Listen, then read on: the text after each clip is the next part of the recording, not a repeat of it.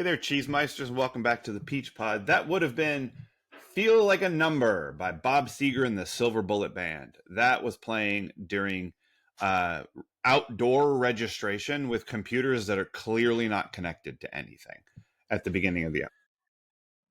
And so we're going to talk about that.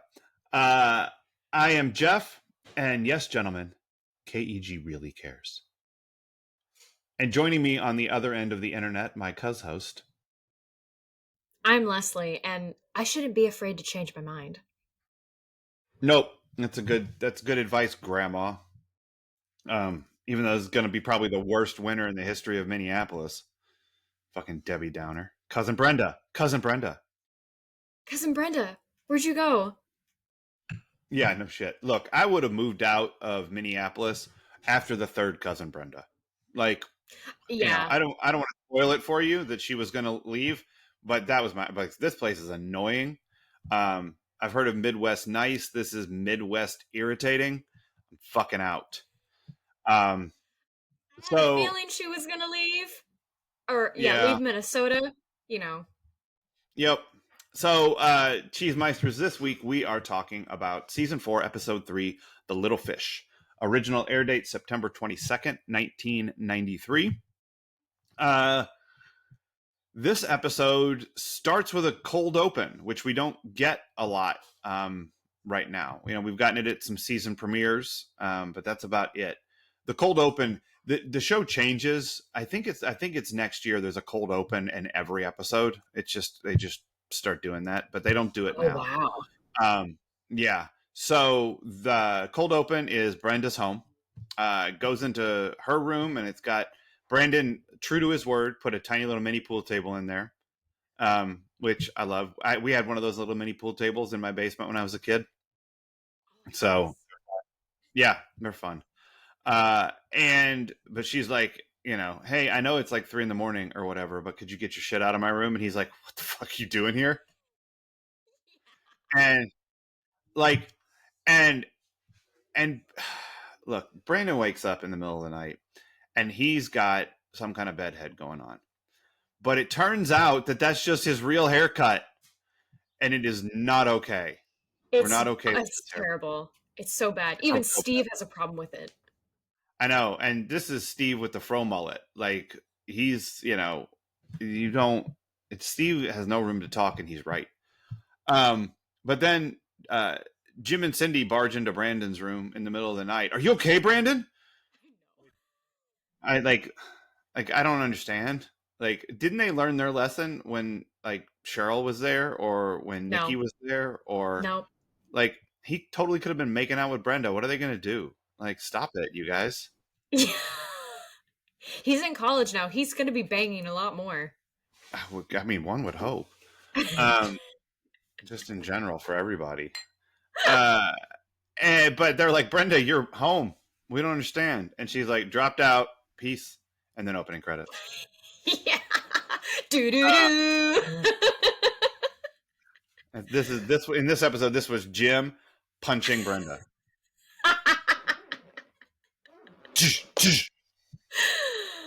Oh Uh, my god. but Brenda, she left in time for Jim to get 90% of his tuition back. So fiscally responsible, at least. Brenda, thumbs up for that choice. And the next day is registration at CU, which they are doing outdoors for, I'm going to assume, the exact same reason that in the pilot they served and ate lunch outside at West Beverly. And that's that it was just easier to film that way. Yes, but it's still. I have never been more thankful. I've never been thankful to be a millennial until Sure. I saw this scene and I went, this is how you all did it? How did So, you all not kill each other? um, I don't have full memory of freshman year registration, but I was at a smaller school my freshman year. So I feel like I feel like I did all of that stuff before coming to campus over the phone, I think. There was a lot of phone registration. It was like an automated system. Press 1 for, that kind of shit. I feel like that's what we did. By the time I was we would get did you get a book every semester? Yes, I Okay, I think so. love that book. That book was like my favorite thing. Like to get that book and just flip through the course offerings for the next semester for like a whole weekend and like try to build your schedule in your head and figure out what you wanted to do. And by the time I was like a junior and senior, I don't remember sophomore year registration. We would have to go to what was the building that had the bursar's office in it? By the sample gates? Yeah, right by the sample gates. I know, I don't know the name, but I know exactly what You know building the you're building. talking about. I do. Yeah, we would have to get a time and we would have to go there during our window and wait in line and register ourselves at computers. Okay, I think Ashley had to do it the same way, and I say that only because I remember having to go along to orientation. Uh-huh. Vague memory. Could be the wrong Yeah. memory, but still. Yeah. Yeah. So like it was computerized and networked by then. But like network connectivity was like a brand new thing in the fall of 1994. Like that's when I got my first email address and we had to take a test to get an email address. Wait, what? Yeah, yeah, I know. This is like the oldest man shit you'll ever hear me say. Like because as they say in the Dark Tower, the world has moved on. We don't live in a time like I can get you. You want an email address while we're talking? I can get you one. But in 1994, we had to take a class and a test in order to get an email account, and I got in trouble with my email account. Oh, I got in trouble. Did you put 69 in there? I didn't know. No, we don't get to choose. You're just given what you're given. Yeah. And there was naming convention. I don't remember what my freshman year email address was. But we had to take a test, and let me tell you what they didn't cover on this test. Here's a digression. This could be nostalgia corner, but I'm just going to tell this story now. There's going to be a lot. There's going to be a lot of nostalgia. Yeah.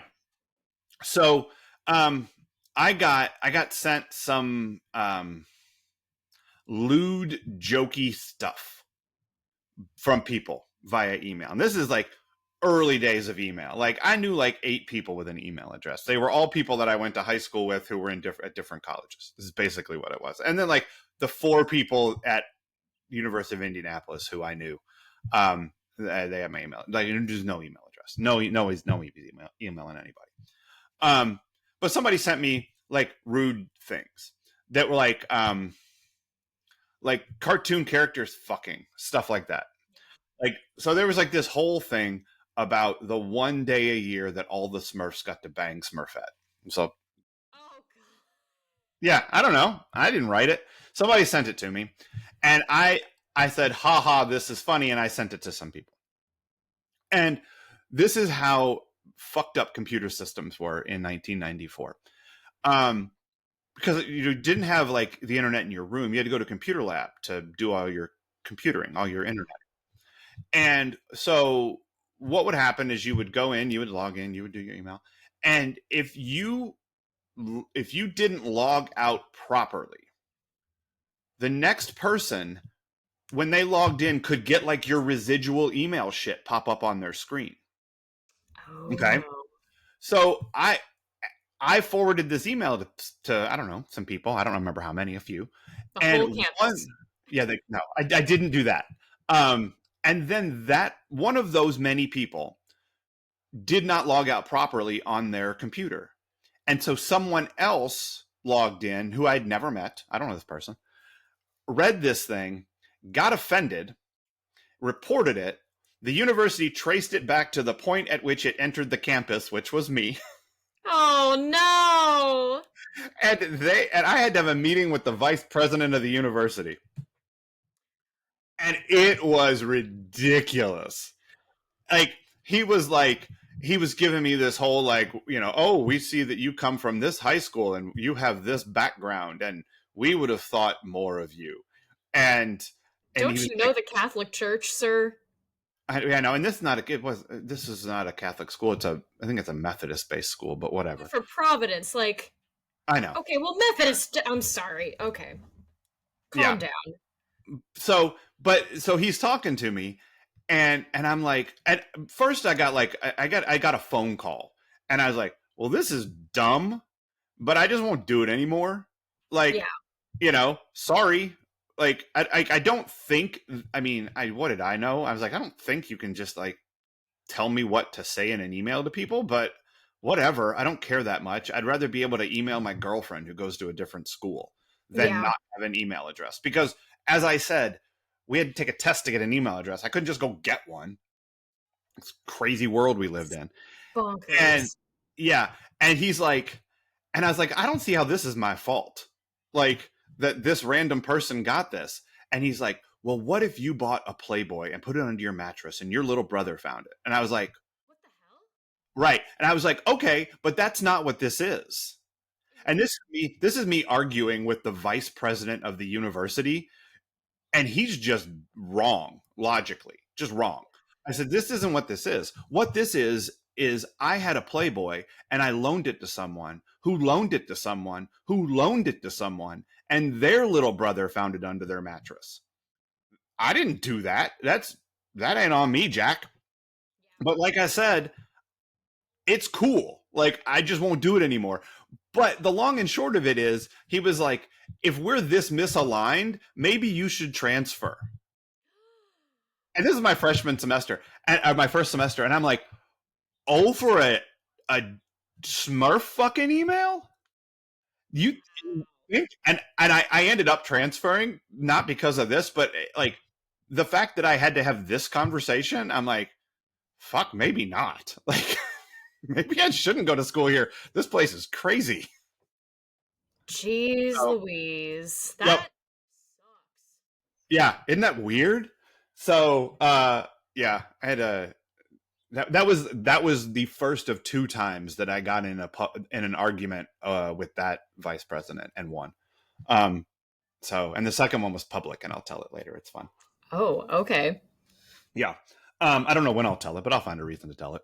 Um, so, but that's what computers were like when it was 1994. So the fact that they tried to make us think that they could plop those PS2s on folding tables outside and have it do anything is insane. And not cause a riot. Like, shout outs to the extras who were clearly given something like, hey, you're going to be pissed. Like, what? You don't. Oh, Uh-huh. just walking away. Like, because honestly, the fact that the majority of people were staying calm and mildly annoyed, I went, there's no way there would have been an uprising already. I know. But you got to like prepare yourself for that as a freshman. Like, it's not as bad as they made it out to be, because the classes you're trying to get into are freshman level classes. So like everybody is trying to get in to the people who are trying to get into those classes are also freshmen. It's not like your theory of journalism 101 is like you're being edged out by seniors or grad students like Dan Rubin. Yeah. Perpetual grad students, Dan Rubin. That's just not happening. But it is a high likelihood that you're not going to get all the classes you want, because there's only so many classes and there are so many freshmen, and it's not going to be a pleasant. That's the way that it worked at IU is that the reason that you're screwed as a freshman is because you register last. Yeah. Like the seniors get to register first, rightfully so, because it's like their last chance to get the classes they need. They better get to go first. Yeah. And then it just trickles down. So like there are definitely things that are full when you're a freshman. And so that's what's going on in the quad, but they're not doing it outside because that's not how computers worked in 1994, 3 in this case. But they're all out there, and they're waiting in lines, and they're getting grumpy, and they're not getting their classes, and everyone's reevaluating every life choice they ever made sitting in this line. Way too soon. Uh-huh. And so Dylan's like, fuck it all, I'm out. And Brandon and Andrea are having discussions about, like, is he going to do the paper? She's going to do the paper. She has to go talk to Josh Richland, who's I don't know, I remember what his job is. He's the editor of the Condor, possibly. Co-editor, editor-in-chief. I don't know. He's the Josh Richland. And so they're doing that, and Brenda's not sure if she wants to go to school now, because clearly, like, if I can't make it in Minnesota, I can't make it anywhere. College is just not right for me, et cetera, et cetera. So she and Dylan are having a little back and forth, and everybody else is getting kind of settled in, Yeah. And Dylan and Brenda go fishing, which we should talk about, but that's a scene I quite like. I do too. Yeah, I'm a fan of that scene. For Not many least of reasons. which, I think one of the reasons I like that scene so much is because I think that they are both at their peak attractiveness. Like, this is possibly the platonic ideal of each of their haircuts. Yeah. You know what I mean? Like, when I want to picture Brenda and Dylan, these are the haircuts I want them to have. Yeah. Because I think that like that scene in Brenda's room where she's on the futon, Yes. Brandon, that is the hottest that Shannon Doherty looked in her entire life. That one scene, like, just she's gorgeous in that scene. Like, it's ridiculous. Like, she's been gorgeous, but like then you see the opening of season 4 and her, looking up and looking fierce. I'm like, Jesus Christ, girl. Mm-hmm. And they wasted it on her brother. Well, they made his hair look like shit, so. Oh my god, this is a hair episode, man. And the other thing that happens is there are placement tests. And Steve is just full Steve. Like, he cheats on a placement test like a fucking asshole. Like, what a moron this guy is. Has learned nothing. Nothing. Nope, nothing. I know he will never learn anything, but I'm still going to be mad about it, people. That's just the level I live at. I'm with you. It's dumb watching Steve cheat on a placement test. And then Steve is like, Brandy, you got to come to me to the keg house. Kappa Epsilon Gamma. Spells keg. Because, they drink beer out of kegs. Get it? I could not. It's subtle. It's a very subtle joke. Is it? It might be too subtle. Did you get it? Did you understand that it was a beer joke? Did you get, Leslie, did you understand that boys and frats drink beer and beer comes in kegs, and that's why they used those 3 letters and made it the keg house? Did you get that? I mean, because it might have been like, I'm pretty sure I got hit like Dorothy with the window. Boom. No, maybe more. Yeah. Yep. It's a stupid fucking joke, and we have to live with it for 4 years. No! No! Oh, you didn't think we weren't gonna have Yes. No, we have the keg house. No, this is the whole time. No! Yes, keg house. I thought maybe for a few episodes and then someone was going to get accused of rape and then get kicked out. No! Look, I'm not saying that the shit you just said isn't going to happen. I'm just saying that if it does happen, it doesn't mean the keg house is going to be dissolved. Oh, excuse me while I dissolve. Yep, the keg house, everybody. I know. There is low level humor, and then there is jokes made out of cramming fraternity letters together or Greek letters together to make a joke fraternity name. That is like the lowest level of humor as far as I can tell. But he goes to the keg house, drags Brandon along with him. Steve's a legacy because we have forgotten that Rush went to USC. Because remember back when they went um, to the MI Blue party with Walton Goggins and the Yes. living I was memorial thinking about that. to Mr. Sinclair upstairs, and all of his life's work. That was at USC, and Steve was a legacy there. Steve's a legacy at CU as well, apparently. Okay, I thought about that. I went, wait a minute, wasn't this another school that you were trying to get into and the whole legacy thing? So okay.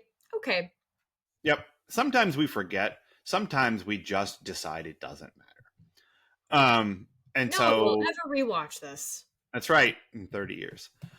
So yeah. So Steve is not only a CU legacy, but he's also a keg legacy. A kegacy? I don't know. Maybe trademarked. Um, and Steve drags Brandon along, and they get the pitch from Better Call Saul's very own Howard, which is, I forgot that he was in this at all. I don't know that he is back. I think he might have just, this might be like his, I don't know how many times he shows up. Oh, that's disappointing. He's really he, good.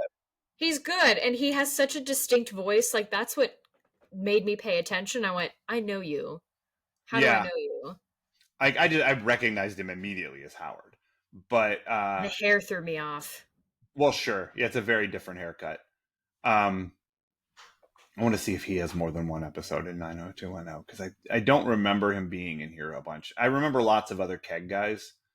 There are other keg guys that I've met in person, which I'll talk about. What? One that you're going to be like, oh, this guy. All right, hold on. I'm still scrolling. That's fine. Gotta go back. I'll fill in with music. Yeah, he did one episode of 90210. He also did an episode of Melrose. So, we can go find some. He did a lot of TV. He didn't do a lot of movies. I'm good without revisiting Melrose. No, I am too. I was just saying from a spelling connection standpoint, there aren't like movies to go check out with him. He's been pretty much exclusively a TV actor. So anyway, Howard Hamlin's there. And Howard is giving the best pitch possible to Brandon Walsh for joining KEG, and the worst pitch possible for Steve Sanders for joining KEG. Because all political. I know. No, politically correct. That's what he was upset about, the political correctness of it all. Yeah. I mean, sorry, I'm stuck in this year where people get upset at both. Yeah. So this was, well, David was upset at the political. He wanted to blame everything on Bill Clinton. Everyone else does. Everyone else does. That's right, David. Everyone else does. But Steve is interested in the keg house for two things. One, the aforementioned kegs, and two, fucking on pool tables. Because it's not till he looks through the window and sees his future keg brother and some chippy little co-ed rolling around next to the 9-ball, where he's like, nice. Were they on a pool table? They were on the pool table, yeah. I missed that completely. Yep. Yeah, they were. So Brandon is considering it. And the other thing that was going on in this episode was David and Donna are trying to get gigs on the campus radio station, which is hard to do because this is one of those cases where being a freshman fucks you hard, because there are way more people who are interested in this than there are slots in the day, especially if their slots are 4-hour shows. Jesus Christ. Yeah. I mean, although maybe the daytime shows are only an hour and they don't figure they can get people. They don't think they can get 4 different people to do nightly slots in the middle of the night. Yeah. So they just dump this shit on these freshmen. But you know, they've got what does he call it? What kind of tape is it? I'm totally blanking on the name. Air check tape? Maybe. It was so foreign to me. My ears just went bloop. Yeah. I mean, I know what it is. It's a reel. You know, it's just Okay. it's a Why reel wouldn't it of just be a demo then? I mean, it kind of is, but I guess they call it something different for college radio. I don't know. Um, but he has to go take a placement test, and so Donna puts it in the glove box in a car in August, and literally no one there understands how tapes work and you don't either because you weren't alive when tapes were a thing. But 100% Plus, I people just melt. didn't use them as much. Well, but I mean, by the time you were like, yes, 1989, there were tapes, but CDs also existed, and they were becoming the dominant medium by the time you were 3. Yes, So but when I'm going to defend this because okay, defend it. yeah, because I on vacations had this little tape player and we had stories on tape. And Oh, I sure. would, so like, I definitely had those. I remember my sister having the Beauty and the Beast soundtrack on tape, maybe a few other things. Again, we didn't have a lot of stuff because Hmm. none of us were tech savvy, none of us were tech demanding. Hmm. Um, but like, so I definitely had a little like there I saw tapes, I had a little experience, but yeah, they were definitely on the way out and CDs were coming in. Yep. So yeah, I had uh tape like when we got a car that had a tape deck in it, it was like fancy shit, newest technology. And then eventually it was like car with a CD player, and then it was car with a headphone jack I can plug my portable CD player into. Yep. So I've done it all. I didn't have an 8-track, although I did have a friend who had an 8-track in their car, and 8-tracks are weird, but they don't skip. That means An 8-track cassette, it's like yeah. it's a yeah. um it is it's a weird medium for music because they're big clunky tapes. They're like this big and they're like this thick, and you sort of shove them into the 8-track player, and they're good for a car because they don't bounce and they won't skip. So like that's nice. But like maybe I just never learned how to use it, but it felt like they just skipped around a lot, like song to song. I didn't understand how they worked. I didn't like it. Um Anyway, I never had an 8-track player. And you can't have a record player in your car because those definitely skip when you hit potholes. So Also, that would be such a big slot. Like, it would. I mean, I know they have the smaller ones. You can do 45s, yeah. Yeah. Singles, just singles. Um, but they put it in a glove box and it melts. And then they have to go in and pitch themselves in person to Howard, who's the head of the radio station. And he likes the way they argue with each other and wants to put them on the air because they have banter. Um, Okay. yeah. And then Brenda and Dylan go fishing and talk about Rimbaud and Baudelaire and Balzac's house and how smart they are, how worldly. So We don't they're need school. yeah they're pumping up their own balloons there a little bit, I think. Yeah. But who am I to judge? They both have really good hair in this episode. Yeah. So and look, if Dylan wandered around in that same one block of Paris to find Balzac's house on the back lot, then I feel like, he's as smart as anybody. I mean, he got there. The journey is the point. Um, and then they both decide they're going to go back to school. And that's pretty much what happens in this episode. Um, but what is this episode really about? I think it's really about how first love doesn't mean your only love. Ooh, interesting. Okay, I agree. Tell me. Obviously with Dylan and Brenda, Mm-hmm. there's I mean, this is going to be my favorite scene of theirs ever. And I think it's scenes like this that make people want them back together. And at the same time, like, it's really smart that they're spending this day together and realizing we are better as friends. Uh-huh. We're better as friends because we've loved each other and been through things, but it is not smart for us to go down this path again. Mm-hmm. And granted, I have no idea if the show is going to be smart and stick with that. Because I love stories like that, you know, and I believe that, again, just because it's your first love, there were problems. There's a reason you all broke up, and it doesn't mean you all are. That's the only love you're ever going to have. So yeah, Brenda and Dylan definitely realizing, like, you know, this is why we're better as friends, or this is why we are good friends, but we don't need to do this again. Mm-hmm. I'm ready for Donna and David to be done. I am so sick Ooh, of how David interesting. treats Donna. It is Okay. awful. She can do so much better, even on her own. She could just do better. I'm sick of David. Okay. David needs to be knocked down a few pegs and be reminded where he came from.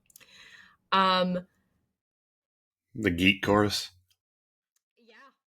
yeah. Yeah. Here's I have other examples of your what it's really about. Andrea and Brandon and journalism. Ooh, yeah. Because Brandon is like, I don't think I want to do the paper because I've done that. I want to find new things. And Andrea is like, I definitely want to do the paper until she gets the assignment to do it. And the assignment she gets, which we're gonna have to talk about, is she has to review the Peach Pit because it's the only restaurant in town. In town. And she goes to the Peach Pit when Nat is having a very bad day. Fucking poor Nat. Like, I think the fridge is out, so the milk is curdled, and the stove catches fire. Nadine burns the coffee, which I don't know how you do that other than you just leave on old coffee too long. Yeah. And it might not even, she might not have. It might just be that the milk was bad and people were complaining about that. But he assumed it was the coffee. Because the coffee was gross. Here's my theory, though. I think the coffee was bad to a point, because I don't believe Dylan puts milk or sugar in his coffee. He definitely. I agree. Dylan and me drinking black coffee. Yep. And I'm not going to judge. Here's the only thing I'll judge on your coffee is if it's clear by your actions that you just don't like coffee. Yes. Like because my sister-in-law does this. She puts in like a full cup and a half of milk and like 8 packets of sugar. Like she might as well just put the coffee next to the sugar milk and just drink the sugar milk because she clearly just doesn't enjoy coffee. So why are you wasting the coffee is sort of my only point. But make a coffee how you want. I enjoy black coffee. Same. Didn't always. I had to train myself, had to get there. But it's good. But I agree. I think Dylan's a black coffee drinker. But Andrea like writes an accurate review of this particular day at the Peach Pit, but she decides she doesn't want to turn it in because she's not ready to be that person. She's not willing. And to be honest, we already knew this, right? Because she was very upset that the Blaze wasn't award worthy in senior year when she'd spent the entire year actively not writing about any of the interesting things that happened to her friends. Yeah. So clearly she just doesn't want to do this. And so she's like, fuck off, newspaper. What about pre-med? Suck it. She clearly went through some shit when she went undercover with the cafeteria ladies. Uh-huh. And I think that low-key traumatized her. Yeah, I agree. Like, I won't hurt my friends ever again. That's right, because I've been to Lunch Lady Land, and they got hoagies and grinders. Navy beans. That's an Adam Sandler song if you're not familiar. World. I figured everybody. But it is like it's a that's like a 1990. That's probably contemporary to this. Sloppy Joe, Sloppy Joe. I think that probably came out in 93, like probably right around when this came out. So. Oh, okay. That's amazing. I've heard it then. Yeah, that's why I thought maybe you hadn't. But Mad World, this is why you can't assume that millennials don't know shit before their time. Stop aging us. Or de-aging us, as it were. But I will say that we have 200 episodes worth of examples of shit you've never heard of. So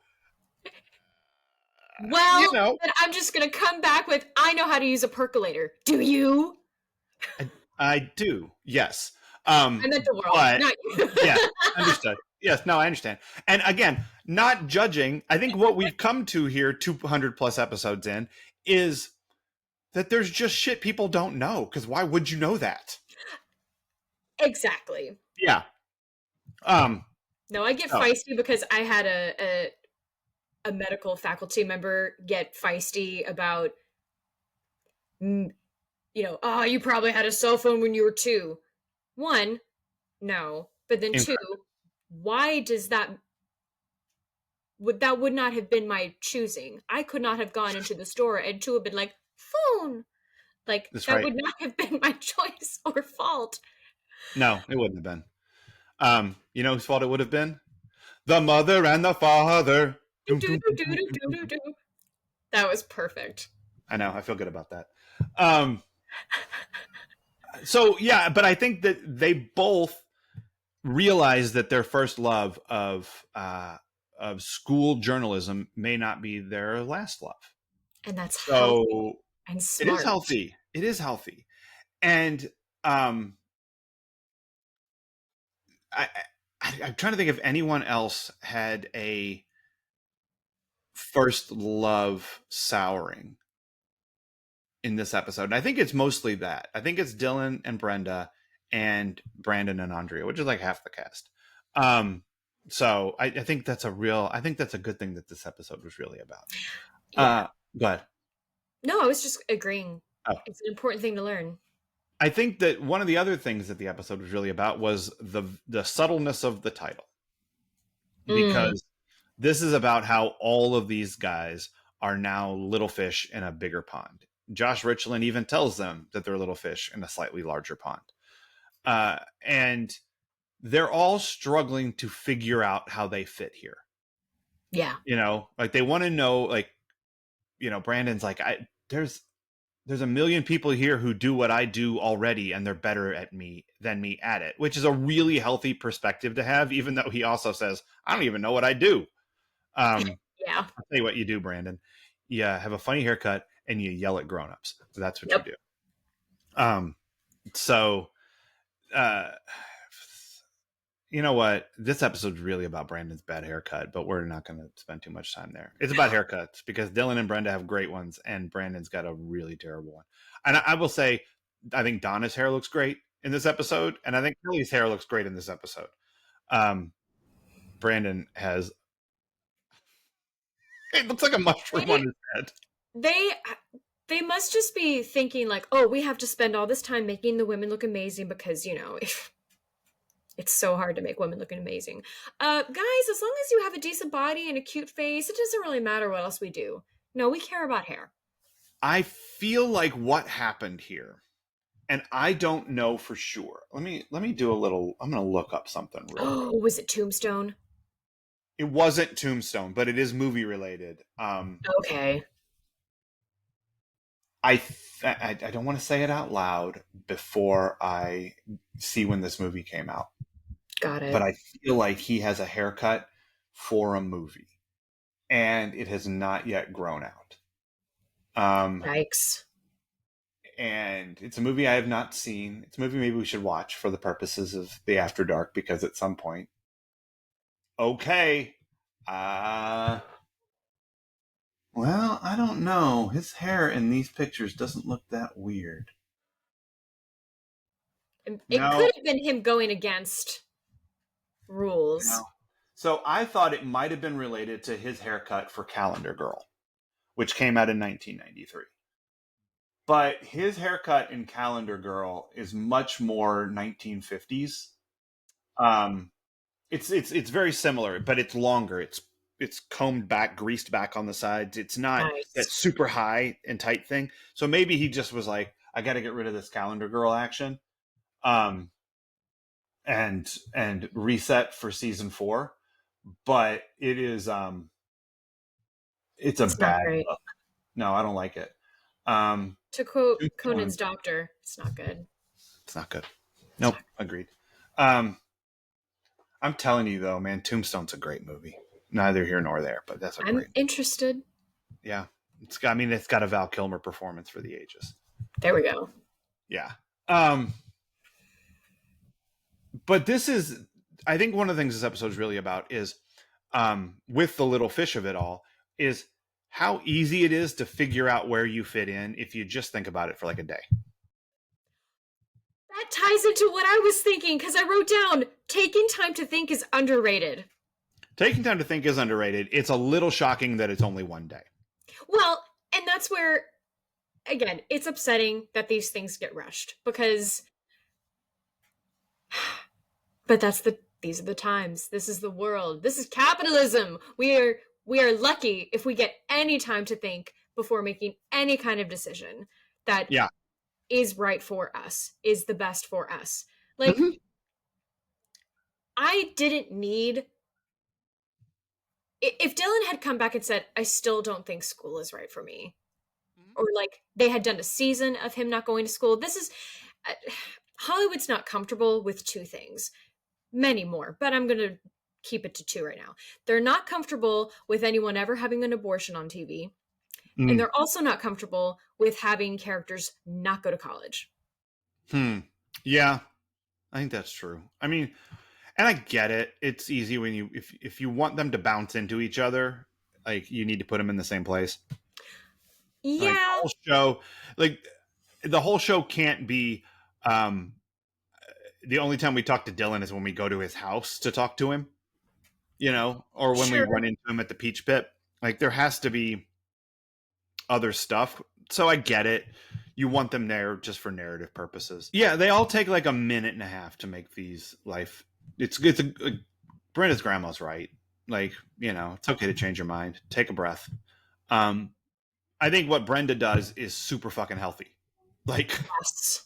I don't think like coming in and saying not gonna go to school like immediately is like the way to go. No. But like if she had said, I need to just kind of take a breath here and figure out what to do, that's the right answer. Then you don't get Jim lectured at the end of the episode. But she takes a beat, and so does Dylan, and they go fish on the pier, which I shared pictures with you. Yes. I've been to the pier. And could you see the beach house that I circled in the second? Yeah, I don't know how you could. Your eyesight's insane. It's not. No, it just looks really far away in the picture. Oh, okay. But when you're standing there, you can see it. It's there. Yeah, and if you zoom in the picture, you can see it. But the human eye is better than the camera. I thought you had some Superman glasses that were like, zoom, zoom, zoom. No. But I did have the benefit of like physically being there and like having already gone to the beach house and knowing how close I was to it. Yeah. By being on this pier, and I looked around, I'm like, motherfucker, there it is. So while they were out there, Kelly could have just been in the beach house the whole time. I know. What are they doing? Fucking fishing? But yeah, they take a beat and they figure it out. And Andrea does the assignment, shits all over the Peach Pit, but doesn't turn it in, takes a little breath, and goes, I don't think I'm going to fit in at the paper. Brandon is at sea, but he's like he's visiting the keg house. He ends up talking to Josh Richland, who pitches him on a career in politics. Oh, God. Yeah. Steve already knows what he's going to do. He's going to cheat on things and be a frat guy. Like, Steve didn't need to take a beat. And David and Donna, like, they had to figure out how to get what they had, how they had to get in where they could fit in. And that's apparently 2 to 6 a.m., 6 days a week, which is insane. Yes, it is. That is an inappropriate workload in college for any job. I understand people work full time and go to college. I get it. But 2 to 6 a.m., 6 days a week is not going to happen. Like, that is unsustainable. And you know how I know that? Because one semester of 3 days a week, 8 a.m. classes is unsustainable. I did it. And that I did too. And I never Okay. did it again. I did it once my freshman year, my first semester, because I'm like, well, I'm used to going to class early. I've been in school at 8 a.m. for my entire life. I can do this. This is normal. And then 3 weeks in, you're like, well, nope, this is not gonna work. Oh Um, wow, that's so but interesting. well, because you're up late, like in college, you weren't. Only only when I was in shows, which as I'm thinking about, here's what makes me so sad. I probably wasted so much energy in college because I was a night owl to an extent. Like I wasn't out late, because I had rehearsals and I was taking care of myself.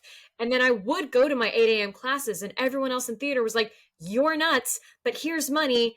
Give me your notes." Oh, well, there you go, cash money. Um, but yeah, I don't know. And like I wasn't drinking coffee at the time either, so you know maybe that's why I'm burnout now. Maybe, yeah, you burn the candle too hard at 8 a.m. I Um, did. I mean, just living in a dorm, you're up until like 1 a.m. every night. Like, how are you not? There's just Oh, people around and noise, and I mean, even if all you're doing is sitting there watching movies, yeah. you're awake. You're just up, and I mean, I was playing sports my freshman year. I was playing soccer, so I had practices and road trips and things like that. I was burned out after my first semester. Mm, Um, but 8 a.m. classes are an unsustainable business model if you're a college student. So 2 a.m. to 6 a.m., 6 days a week is ridiculous. yeah. There's just no way that that's going to work. And that's me ignoring what I know happens. That's just me saying in the real world, that shit don't work. So, um, all of these, all of our friends took a day and figured out exactly where they're going to fit. Um, and that's realistic. Sure, that's what happens. Um, I have one question. yes, Why can't Brandon and Brenda live together anymore? they can. They want some space. I mean, Okay, I didn't understand where they all were like, "Oh, well now Brenda's back. Brandon can't live here and has no place." And I'm like, "What?" I think related to everybody fitting in where they fit in. One of the things this episode was really about is starting out college by making some huge fucking decisions, like just life altering choices. Like we're going down a path here. Um, for example, fuck the newspaper. Like we're going away from everything we know. Um, let's be DJs in the middle of the night, 6 days a week. That's a really big lifestyle decision. Like that that overnight shift is um, going to be detrimental to your health. It's going to change the entire way you live your life. Like that's most people in college are up really late. Most of them are asleep during that 4 hour window. Like some people won't go to bed till 3, but for a weeknight, most people are asleep from 2 to 6 a.m. and usually from like 2 to 11, to maybe they'll get to their afternoon classes. Yeah, and like Um, David's cranky enough as it is. He's going he to be is. insufferable. Uh-huh. Oh, just you wait. Um, you're about to love you some David. No. How about just dropping out after like 4 minutes? Like that's a pretty big decision. And then re-enrolling the next day. That's a pretty big decision. Um, there's this huge choice whether you're going to keg or not keg. And I think we know which way Steve's going. And then I think it's a really big choice to cheat on a placement exam. After what you just went through in high school, Yeah, he's a moron. you will be expelled every semester. I'll never forget them going over, "If we catch you plagiarizing, you're out. You're done." Yeah, yeah. But on a placement, like, I mean, I guess that his goal was to test out of all math. But I don't. You have to get credit for your classes in college, and they're going to go look at your grades. and they're going to see that you got like a D plus average in math in high school. Yeah. This is a really bad plan, Steve Sanders, moron. So I don't know. There's just lots of big choices. But I think the biggest thing that this episode might really be about. Well, do you have anything else that this episode might really be about? I had a really dark. Good. What this episode Bring is it. about. Because mine's accurate but real dumb. I mean, mine's dark and dumb, but you know Good. when they catch that little fish and they offer it to the guy and he's like, no, too small, and I went, and then they sort of like, not right then decide, oh, we should go back to school, but of course there's like a shift in their thinking from this day, and I went, man, society wants everyone to go to school because big fish are tastier than little fish. Yum, yum. Yeah, you want more meat on that bone. Yep, you got to fatten them up a little bit. No, I agree. You can't. And to be clear, I'm not against school. I love school. I would love to go back to school. Unfortunately, anxiety's a bitch, and anytime I try to go back, this gets in the way, along with many other things. But school is not for everyone, and now it's always been a gatekeeping thing. So like it's just I have a lot of mixed feelings, and mixed feelings are not a bad thing. No. Sometimes you got to change your mind, like Cindy's mom says. I like your mother. Yeah. Yeah, even Jim changes his mind in this episode about how he feels about his mother-in-law. Okay, here's what this episode is really about. Really, really, really about. Brenda's a sociopath because of the way she makes peanut butter and jelly. Yes. That was the most disturbing thing I may have ever seen on this show or on any show. And I have watched the episode of Home from X-Files so many times. Oh my God. Are you okay? Her making a peanut butter and jelly sandwich is much more disturbing than that mom living on a wheelie under the bed with no limbs. Okay, too far. Nope. Because, guys, I don't know if because Leslie mentioned this to me in text and I had never noticed it. And then I'm watching the episode and Brenda is sitting at the island in the kitchen and she has a bowl in front of her. And you can clearly see on the counter next to her, next to the bowl, a jar of Smuckers and some peanut butter. And Brenda has taken peanut butter and jelly and put it in a bowl and is just churning it like butter.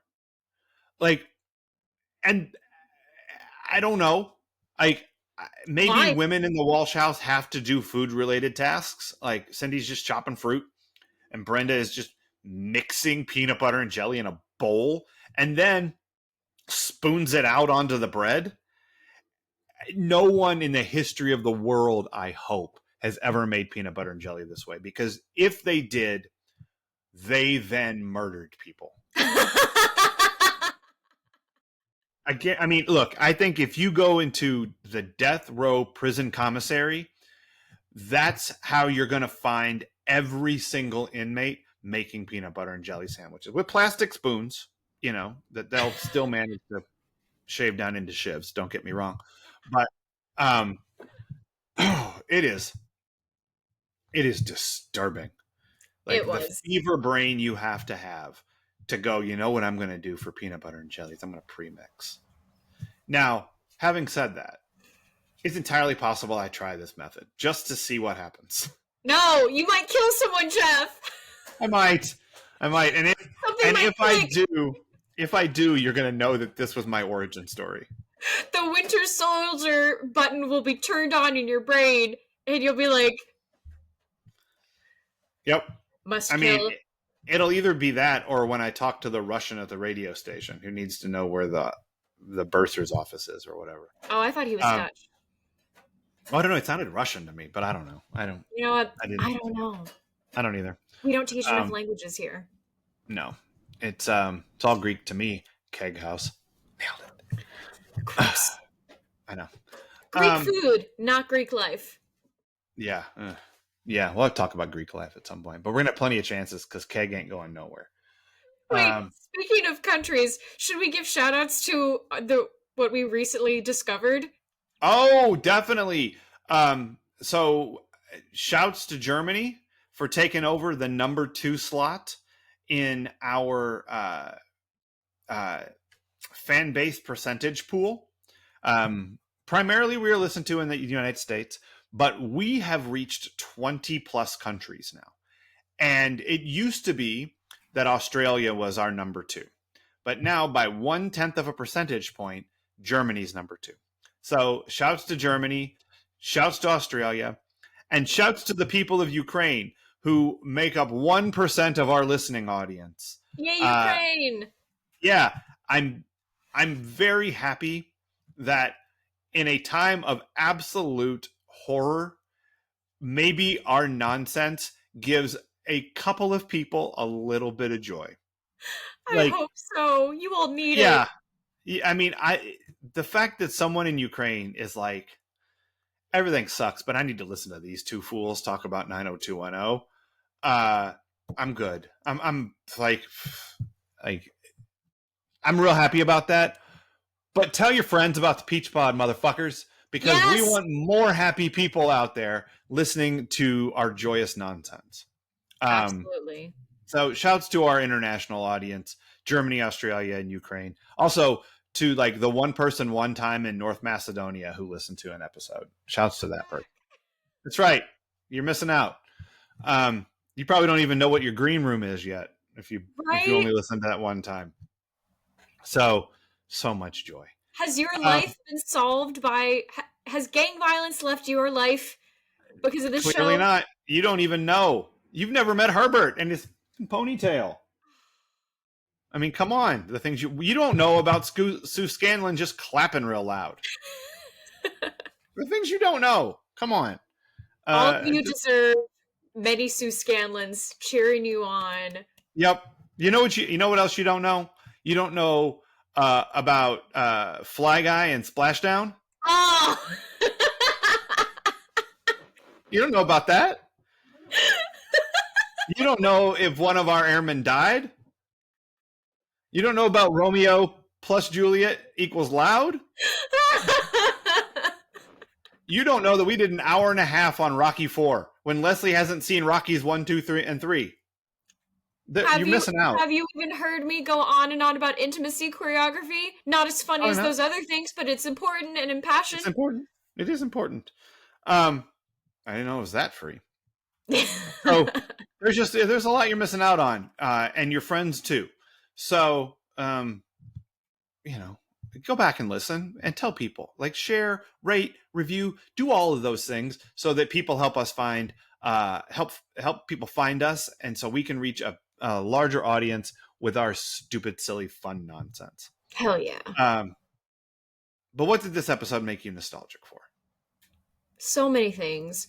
The first, I'm going to do like 1.5, and I'll start with the half because Andrea's screensaver had the flying toasters. Nice. And just immediately transported me back. Yay, happy memories. This other one is also a happy memory, although it is silly. I had a huge crush on a TA/grad student in my theater. I think it was Theater 100. And then I took his script writing class, like analysis of script writing. It doesn't matter, but oh man, I pined for this man. My roommates knew, well, roommate and floor mate knew when I was heading to class because they saw how I would dress up and how nice I looked. And, to stop anyone from thinking like, oh, did anything cool happen? No, he mentioned one day in class that his Venezuelan wife, Roxanne, and I went, there's no way I can compete with that. You can't do it. No, you're out. Yep. So this is a reference you may not get, but anyone who's seen The Nutty Professor will get it. So he was your Mike Wallace? I'm scared to say yay or nay. I told you that in The Nutty Professor, there's a scene where like Eddie Murphy's playing all of the people at the table, including his grandma, and his grandma's dirty.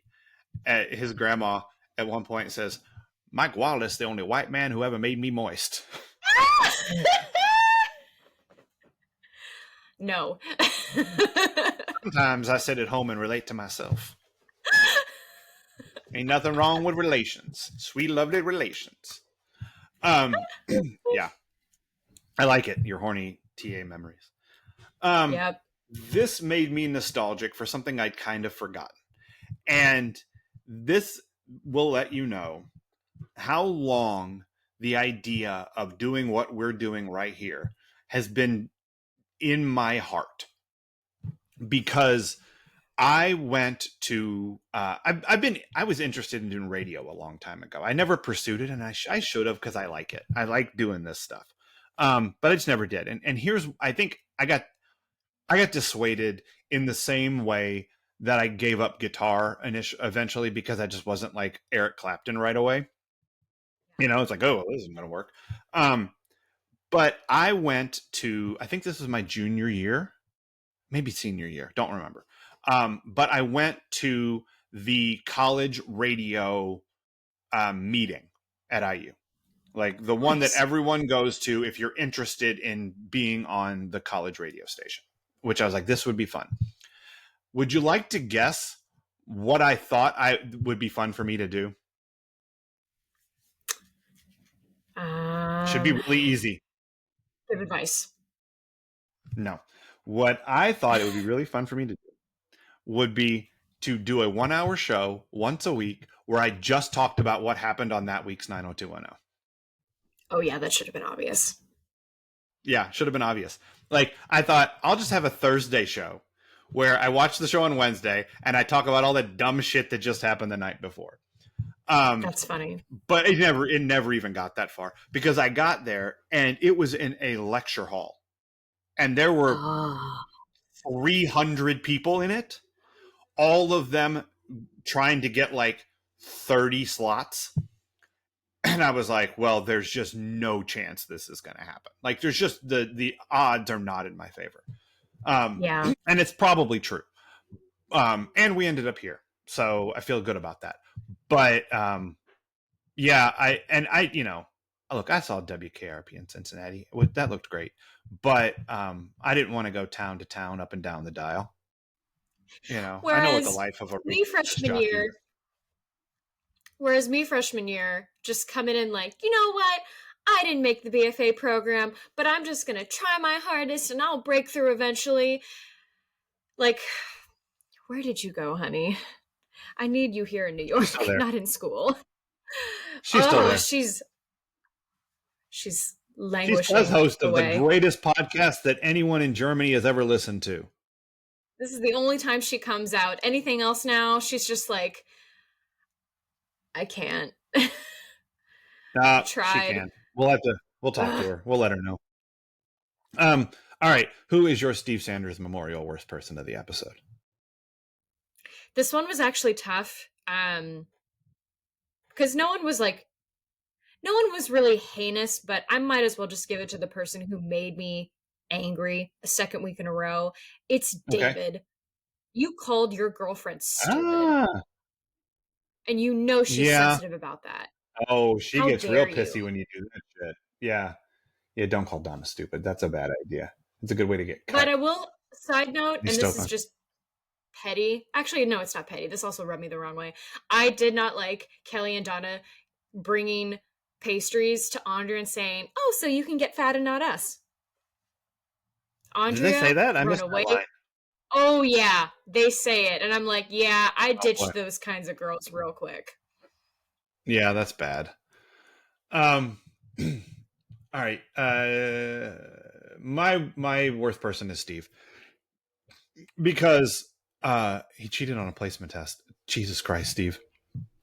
Like, I know you're not going to learn anything, ever. I know. But could you just fucking learn something once? Like, just once.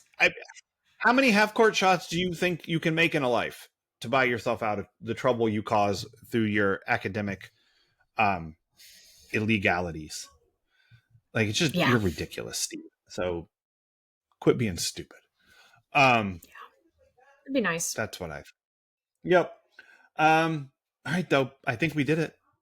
I think we got through this episode. And so join us here on Friday, Cheesemeisters. When did we agree on what we're going to watch?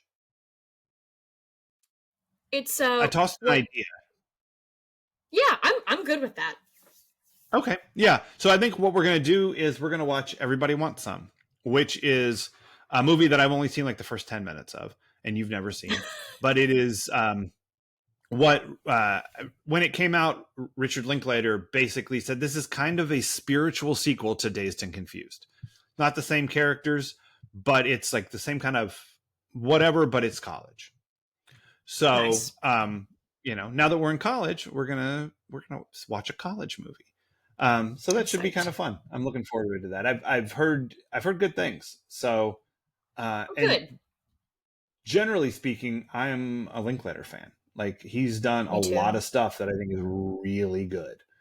Um, so I'm just looking for the title of next week's episode. I Oh think it's Jesus! weird that the only thing of his I haven't enjoyed was the thing he got an Oscar for. But Mm. everyone's It was, tastes are it was an different. interesting. It was an interesting experiment. Boyhood. Sure.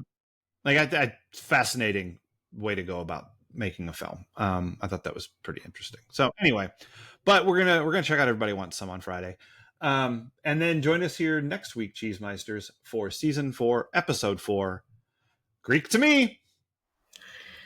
And based on the little thumbnail on IMDb, we're gonna meet a character, person I've met in real life. So Ooh. so until then, Cheese Meisters. Bye. Bye.